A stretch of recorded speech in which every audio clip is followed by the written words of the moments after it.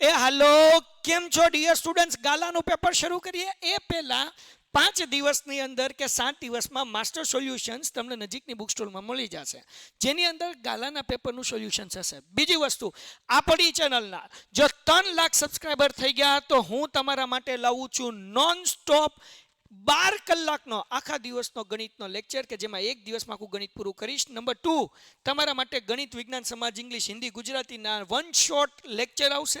સંકટ સમયની સાંકળ વિભાગ, એમાં બહુ પ્રોબ્લેમ પડે છે ને, એના માટે અમે સ્પેશિયલ બેચ લઈને આવીએ છીએ, સંકટ સમયની સાંકળ. અને બીજું આગાહી, એની અંદર અમે આઈએમપી આપશું સેક્શન BCDના, જે તમને મળી જશે એક્ઝામના 1 મહિના અગાઉથી. તો હમણાં ચેનલ સબસ્ક્રાઈબ કરો અને જેટલો ઝડપથી આખા ગણિતનો લાઈવ લેક્ચરનો વિડીયો જોતો હોય નોન સ્ટોપ 12 કલાકનો, આટલા ઝડપથી 3 લાખ સબસ્ક્રાઈબર સુધી પહોંચાડી દો. ટાટા. જય હિન્દ વિદ્યાર્થી મિત્રો, આપણે ગાલા પ્રશ્નપત્ર છે એ સોલ્યુશન કરી રહ્યા છીએ. અત્યારે આપણે એક વિભાગ એ ની ચર્ચા કરી. વિભાગ એ ની ચર્ચા આપણે કરી કે ભાઈ બીજું પ્રશ્નપત્ર છે ગાલાનું, એનો વિભાગ એ, એનો આપણે વિડીયો ઓલરેડી એક અપલોડ કર્યો છે.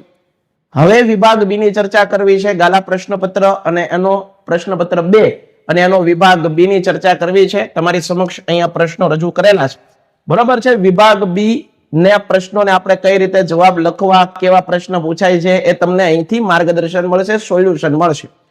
તો પાર્ટ બી એટલે કે વિભાગ બી ની ચર્ચા કરીએ વિદ્યાર્થી મિત્રો. એની અંદર એક પેટર્ન સમજી લો. અગાઉ આપણે જ્યારે પણ વિભાગ એ કરેલો ત્યારે મેં તમને બ્લુ પ્રિન્ટ પણ સાથે સાથે સમજાવવાની કોશિશ કરેલી કે તમારું પેપર આવે તો પેલા તમને જોડકા પૂછશે 5 માર્કના, 5 માર્કની ખાલી જગ્યા પૂછે, ખરા ખોટા આવશે, પછી ખાલી જગ્યા આવશે, બરાબર, અને પછી તમારા જવાબ આવશે. આવી રીતે કંઈક આપણે પેટર્ન કરી દીધી, બરાબર. તો હવે વિભાગ બી ની અંદર કઈ રીતને હોય, તો ભાઈ 13 પ્રશ્ન તમને આપેલા હશે. પ્રશ્નપત્ર જેવું તમારી સામે આવશે તો તમને વિભાગ બી ની અંદર 13 પ્રશ્ન દેખાડશે. સાહેબ, 13 પ્રશ્ન અમારે લખવાના છે? ના બેટા, 13 પ્રશ્ન નથી લખવાના. તમારે કોઈ પણ તમને આવડતા, સાંભળજો, તમને આવડતા 9 પ્રશ્નો છે એના જવાબ તમારે આપવાના. એટલે 18 માર્કનો આ વિભાગ છે. સમજાઈ ગયું? પહેલો પ્રશ્ન જોઈએ આપણે કે ભારતની ભૂમિ પર આવેલી વિભિન્ન પ્રાચીનતમ પ્રજાઓનો પરિચય આપો. આ પ્રાચીનતમ પ્રજાઓ છે એની અંદર નેગ્રીટો, આર્યો, પછી ઓસ્ટ્રેલોઇડ અથવા નિષાદ, આવો છે ને વિદ્યાર્થી મિત્રો કરીને જ જાજો. મોસ્ટ આઈએમપી પ્રજાઓ છે, બરોબર. આપણે જયારે ભણાવતા હતા ત્યારે એના વિશે બહુ ચર્ચા કરેલી તમારી સાથે, એટલે અત્યારે ઝડપથી રિવિઝન કરવાનું છે. ભારતમાં ભાતીગળ સંસ્કૃતિનો વિકાસ કરનાર પ્રજામાં નેગ્રીટો એટલે હબસી. આ નામ બીજા યાદ રાખજો. નેગ્રીટો પ્રજાને બીજા કયા નામે ઓળખવામાં આવે છે? હબસી પ્રજા તરીકે ઓળખવામાં આવે છે. એના પછી ઓસ્ટ્રેલોઇડ પ્રજા છે એને નિષાદ પ્રજા તરીકે તમે ઓળખશો. અને દ્રવિડ, અલ્પાઇન, ડિનારિક અને આર્મેનોઇડ, આર્ય વગેરેનો ફાળો હતો. ઓસ્ટ્રેલોઇડ અગ્નિ એશિયામાંથી આવેલી, નેગ્રીટો આફ્રિકાના બલુચિસ્તાનમાંથી આવેલી. આ રંગે શ્યામ, રંગ, લાંબુ પહોળું માથું, ચપટું નાક, ટૂંકું કદ અને શારીરિક વિશેષતા હતી. ભારતની કોલ અને મુંડા જાતિમાં, અસમની ખાસી પ્રજામાં, નિકોબાર તથા મ્યાનમારની જાતિઓમાં ઓસ્ટ્રેલોઇડ પ્રજાના મોટા ભાગના લક્ષણો જોવા મળે છે. તેઓ માટીના વાસણ બનાવવા, ખેતી કામ કરવું, સુતરાઉ કાપડનું વણાટ કામ કરવું કૌશલ્ય ધરાવવા. તેઓ ધાર્મિક માન્યતાઓ ધરાવતા. ભારતની સંસ્કૃતિ અને સભ્યતાના વિકાસમાં તેનો નોંધપાત્ર ફાળો. અહીંયા તમને પ્રશ્ન પૂછેલો છે ઓસ્ટ્રેલોઇડ પ્રજા વિશે. કેની વિશે વાત કરેલી છે? ઓસ્ટ્રેલોઇડ. ભારતની પ્રાચીનતમ પ્રજા એટલે કે ઓસ્ટ્રેલોઇડ અથવા નિષાદ. આ નિષાદ પ્રજા વિશે વાલા વિદ્યાર્થી મિત્રો આપણને વાત કરેલી છે. આ મોસ્ટ આઈએમપી છે. નિષાદ, નેગ્રીટો, આર્ય અને દ્રવિડ, આ 4 વિદેશી પ્રજાઓ, પ્રાચીનતમ પ્રજાઓ યાદ રાખવાના. દ્રવિડો તો મૂળ ભારતના જ હતા. હાલો વિદ્યાર્થી મિત્રો, તમારે બોર્ડની સારી રીતે તૈયારી કરવી છે, એક સ્ટેપ ટુ સ્ટેપ તૈયારી કરવી છે. તો એના માટે અમે તમારી સામે રેપિડ રિવિઝન અને વિદ્યાપત 1.0 બેન્ચ અને પેપર સોલ્યુશન આ બધું તમારા માટે કરી રહ્યા છે. તમારે કઈ નથી કરવાનું, યુટ્યુબ ચેનલ ઉપર જવાનું છે, પેન્ટેડ એપ્લિકેશન ડાઉનલોડ કરી નાખવાની છે અને સતત જોડાઈ રહેવાનું. તમામ પ્રકારના જે વિડીયો અપલોડ થાય એની નોટિફિકેશન તમને મળતી રહે, એટલે તમને સારામાં સારું ઘર બેઠા નોલેજ પ્રોવાઈડ થતું રહે. ડન છે? તો એના વિશે આપણે વાત કરવાની છે. આગળ જોઈએ. ભારતની રાષ્ટ્ર મુદ્રાની અંદર કયા કયા પ્રાણીઓનો ઉલ્લેખ છે? તો આપણી રાષ્ટ્ર મુદ્રા ઓલી 4 સિંહોની સિંહાકૃતિ દેખાય છે 3, પણ છે કેટલા? 4 સિંહો. સારનાથ ઉત્તર પ્રદેશમાં આ 4 સિંહો છે. એક ઘોડો છે, હાથી, બળદ આ પ્રાણીઓની મુદ્રાઓ આવેલી છે. ટૂંકમાં 4 પ્રાણીઓ છે. કેટલા? 4 સિંહોની આકૃતિ અને 4 પ્રાણીઓ. લોથલના કારીગરો ધાતુમાંથી શું બનાવતા હોવાનું માનવામાં આવે છે? લોથલના કારીગરો ધાતુમાંથી શું બનાવતા? તો કે ભાઈ લોથલના કારીગરો તાંબા અને કાંસામાંથી દાતરડા બનાવતા, થારડીઓ, વણાકવાળી કરવતો, ટૂંકમાં ઓજારો બનાવતા. એ સમયમાં પણ જરૂર તો હશે. કરવતો, આરો, સોય જેવા ઓજાર બનાવવામાં હોવાતું જણાતું. આ ઉપરાંત તેઓ ધાતુમાંથી વાસણો, મૂર્તિઓ અને પાત્રો બનાવતા. તેઓ યુદ્ધો માટેના અસ્ત્રો અને શસ્ત્રો પણ બનાવતા હતા. બરોબર છે? તો આ વાત કરી. રંગલો અને રંગલી. વિદ્યાર્થી મિત્રો, પ્રશ્ન છે ભવાઈમાંથી. તમને સીધો પ્રશ્ન પૂછાય, ભવાઈ વિશે ટૂંક નોંધ લખો. બરોબર યાદ રાખજો, ભવાઈ વિશે લખો. આવો પ્રશ્ન પૂછાય. અથવા તમને એમ પ્રશ્ન પૂછાય, ભવાઈને શાસ્ત્રકારોએ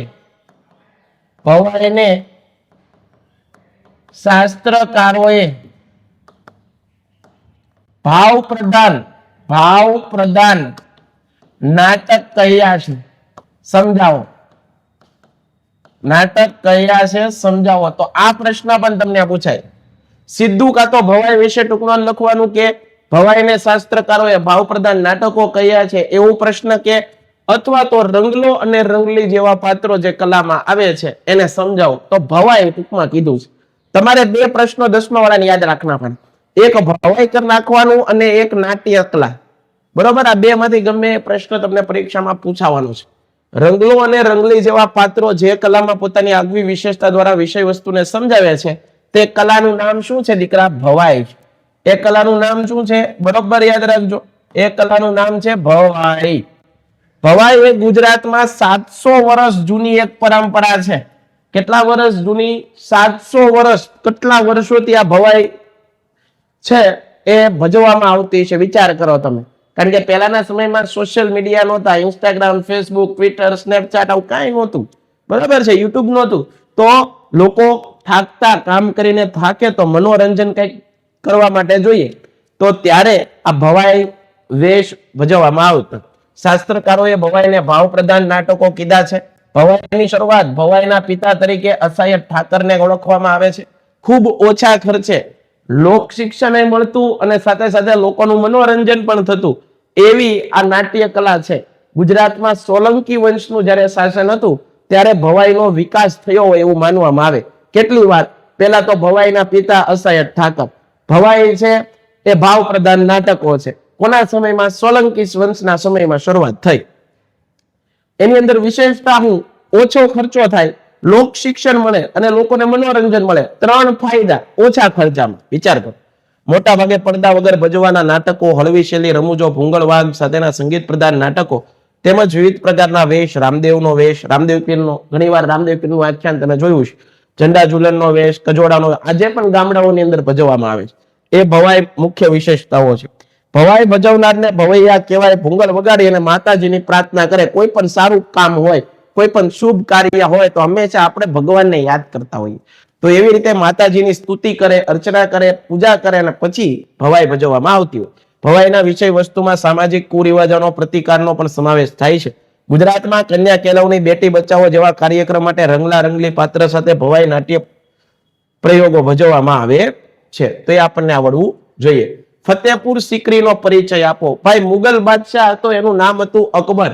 અને અકબરે પોતાના ગુરુ છે સલીમ ચિશ્તી, બરોબર છે, સુફી સંત હતા સલીમ ચિશ્તીની યાદની અંદર ઉત્તર પ્રદેશની અંદર આગ્રા ની પશ્ચિમે 26 કિમી માઇલ દૂર ફતેપુર સિકરી નામનું એક નગર વસાયું. ફરીવાર યાદ રાખજો, મુગલ વંશનો રાજા હતો અકબર. અકબરના ગુરુ હતા, એનું નામ હતું શેખ સલીમ ચિશ્તી. એની યાદમાં અકબરે એક નગર વસાવ્યું, એને કહેવાય ફતેપુર સિકરી. તેણે આ નગરને પોતાની નવી રાજધાની બનાવી. સમ્રાટ અકબરે ફતેપુર સિકરીમાં નવરત્નો, કલાકારો, વિદ્વાનો, તત્વચિંતકો અને આશ્રયો આપતો હતો. ઈસવીસન 1569 ફતેપુર સિકરીમાં ઇમારતો બાંધવાનું કાર્ય શરૂ થયું. 1572 પૂરું થયું. અહીંની ઇમારતોમાં બિરબલનો મહેલ મુખ્ય છે, જોવા જેવો, જાણવા જેવો, સમજવા જેવો. બીબી મરિયમનો સુનહલા મહેલ, તુર્કી સુલતાનોનો મહેલ અને જામી મસ્જિદ અને બુલંદ દરવાજો. આ બુલંદ દરવાજો લોકો જોવા માટે બહુ જાય છે. બુલંદ દરવાજો 41 મીટર પહોળો અને 50 મીટર ઊંચો છે. તે દુનિયાનો સૌથી ઊંચો દરવાજો છે. અહીંની અન્ય જાણીતી ઇમારતોમાં જોધાબાઈનો મહેલ, પંચમહલ, શેખ સલીમ ચિશ્તીનો મકબરો, દીવાને આમ, દીવાને ખાસ, જ્યોતિષ મહેલ વગેરેનો સમાવેશ થાય છે. ડન છે. આગળ જોઈએ. તાજમહેલ વિશે ટુકડો લખો. 1630 અવસાન પામેલી અને પોતાની બેગમ મુમતાઝની યાદમાં, અર્જમદ બાનુ એનું નામ હતું, શાહજહાએ પોતાની પત્ની, પોતાની રાણી બેગમ મુમતાઝની યાદમાં મુગલ બાદશાહ શાહજહાએ ભવ્ય તાજમહેલનું બનાવ્યો. આગ્રા યમુના નદીના દક્ષિણે આવેલો છે. 1631 તાજમહેલનું બાંધકામ શરૂ થયું અને 22 વર્ષ પછી 1653 પૂરું થયું. શાહજહાએ ભારતીય, ઈરાની, અરબી, તુર્કી અને યુરોપિયન કુશળ શિલ્પીઓને રોકીને તાજમહેલનું નિર્માણ કરાવ્યું. દુનિયાના અદ્વિતીય મકબરા 7 અજાયબીઓમાંની એક અજાયબી ગણવામાં આવે છે. એ સમયમાં તેના બાંધકામ રૂપિયા 4.5 કરોડ કરતા વધારે ખર્ચ થયેલો એવું માનવામાં આવે છે. ભારતમાં કયા કયા જળપ્લાવિત ક્ષેત્રોમાં યાયાવર પક્ષીઓ એટલે કે વિદેશથી ઠંડીથી બચવા માટે અમુક સમય માટે ભારતમાં આવે છે. આ પક્ષીઓ થોડોક સમય ભારતમાં રહે અને પછી પાછા પોતાના વતનમાં વયા જાય છે. તો આવા પક્ષીઓને પ્રવાસી પક્ષી કહેવાય, યાયાવર પક્ષી કહેવાય. આ યાયાવર પક્ષી ક્યાં ક્યાં હોય છે? તો એક તો રાજસ્થાનના કેવલાદેવ રાષ્ટ્રીય ઉદ્યાનમાં હોય છે. ભરતપુર ગુજરાતમાં નળ સરોવરમાં જોવા મળે છે. જલપ્લાવિત ક્ષેત્રોમાં યાયાવર પક્ષીઓ શિયાળો ગાળવા માટે અહીંયા આવે છે. આજે બિનપરંપરાગત ઉર્જા સ્ત્રોતનો ઉપયોગ શા માટે વધ્યો છે? બિનપરંપરાગત એટલે કે જે બાપ દાદાઓ એનો ઉપયોગ નહોતા કરતા, કારણ કે ત્યારે વસ્તી ઓછી હતી, જરૂરિયાત ઓછી હતી, એટલે એ લોકોને આનો જરૂર નહોતું. ત્યારે સૂર્ય ઉર્જામાંથી ઉર્જા મેળવવાની જરૂર નહોતી, જળ ઉર્જામાંથી ઉર્જા મેળવવાની જરૂર નહોતી, પવનમાંથી ઉર્જા મેળવવાની જરૂર નહોતી. કેમ? વસ્તી ઓછી હતી, જરૂરિયાત નહોતી. અત્યારે વસ્તી વધી ગઈ, જરૂરિયાત વધી ગઈ અને સંકટ છે, એટલા માટે બિનપરંપરાગત ઉર્જાનો ઉપયોગ આપણે બધાએ કરવો પડશે. હાલમાં વિશ્વની ઉર્જા મોટા ભાગની જરૂરિયાત કોલસો, ખનિજ તેલ, કુદરતી તેલ, લાકડું જેવા પરંપરાગત ઉર્જા સ્ત્રોતથી સંતોષે. આ ઉર્જા સ્ત્રોતનો જથ્થો મર્યાદિત છે, વળી તે પુનઃ અપ્રાપ્ય શક્તિ સંસાધનો છે. પરંપરાગત ઉર્જા સ્ત્રોતનો જથ્થો ઝડપી ઘટી રહ્યો છે, તેના પરિણામે વિદ્યુત ઉત્પાદન પણ કાલક્રમે ઘટતું જશે. જંગલો પણ ઘટી રહ્યા છે, એટલે બળતણ માટે લાકડું મળવું પણ ખૂબ મુશ્કેલ થતું જાય છે. આ સંજોગોમાં નજીકના જ ભવિષ્યમાં ઉર્જાના બિનપરંપરાગત સત્તો વધુને વધુ ઉપયોગ અનિવાર્ય થશે. વળી તે પુનઃ પ્રાપ્ય ઉર્જાના સંસાધનો છે, આથી બિનપરંપરાગત ઉર્જા શક્તિનો ઉપયોગ વધી રહ્યો છે.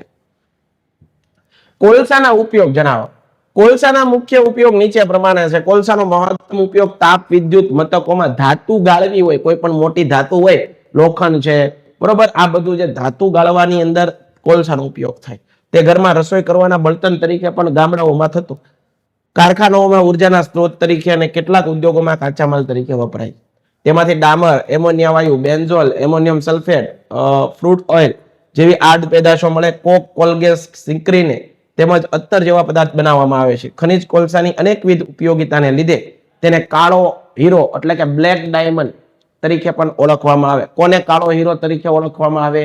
તો કે ભાઈ કોલસાને. મને ઓળખો. મને ભારતનું સિલિકોન વેલી તરીકે ઓળખવામાં આવે છે. કયા શહેરને સિલિકોન વેલી તરીકે ઓળખવામાં આવે? તો બેંગ્લોર.